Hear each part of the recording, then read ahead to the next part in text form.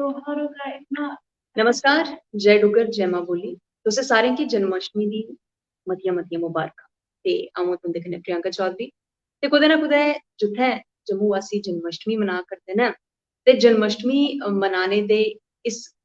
अच्छे दिन गी कुदै ना कुदै यादगार बनाने गित्तै केबल कार दी इक जेह्ड़ी मुहिम जम्मू च शुरू होई ऐ, ओह्दे गित्तै इक अपडेट ऐ, ओह् तुंदे कन्नै सांझा करदे आं कि इंदे ने जम्मू च बाहू फोर्ट च केबल कार पर्यटकें गित्तै इक आकर्षण दा मुक्ख केंद्र जेह्ड़ा ऐ ओह् बनी चुकी दी ऐ।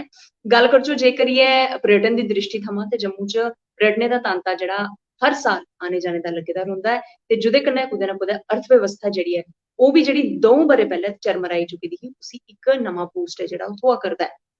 कुदै ना कुदै गलाई लैओ अंतिम साह् लै करदा हा, ते एह् ऑक्सीजन दा कम्म जेह्ड़ा ऐ टूरिज्म ओह् करा करदा ऐ। ते बड़े सारे प्रोजेक्ट बी हैन जेह्ड़े काफी म्हत्तवपूर्ण साबत होआ करदे न। ओह्दे च केबल कार दा इक प्रोजेक्ट ऐ जेह्ड़ा रोजाना तदाद च 250 थमां लेइयै 300 लोक जेह्ड़े ने इस केबल कार दी सैर करियै ऐतिहासिक पीर खो मंदिर, बाहू फोर्ट च मां काली दा मंदिर ते महामाया मंदिर जाइयै दर्शन करदे न ते नतमस्तक होइयै अपना शीश नवांदे न। ओह्दा के बाहू फोर्ट च म्यूजिकल ते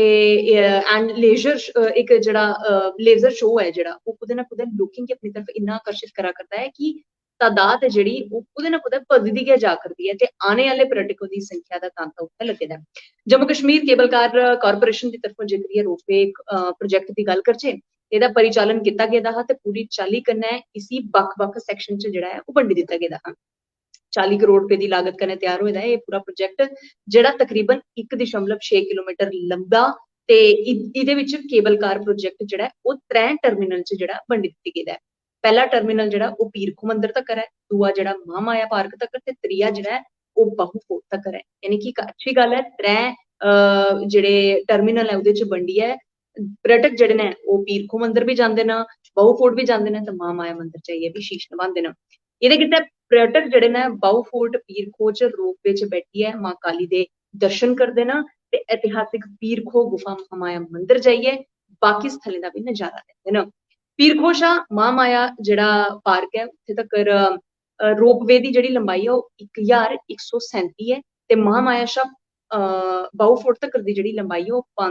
453 मीटर दी ऐ, ते पीर खो शा महामाया तक दी जेह्ड़ी रोपवे दी जेह्ड़ी इक कैबिन लग्गे दे न ओह् 14 कैबिन न जेह्ड़े आने जाने गित्तै जेह्ड़े दर्शक ने जेह्ड़े आने जाने गित्तै जेह्ड़े पर्यटक ने ओह् इस्तेमाल करदे न। एह्दे कन्नै गै महामाया च बाहू फोर्ट रोपवे च 6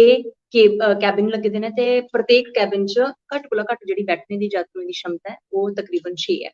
रोजाना एह्दा ट्रायल बी होंदा ऐ, ऐसा निं कि किश जेल्लै एह्दा पूरा निर्माण होआ करदा हा किश हादसे बी होई चुके दे हे, ते हून किसी किस्म दा कोई हादसा नेईं होऐ एह्दा पूरा ध्यान जेह्ड़ा रक्खेआ जा करदा ऐ। ते जम्मू रोपवे रोजाना 11 बजे थमां लेइयै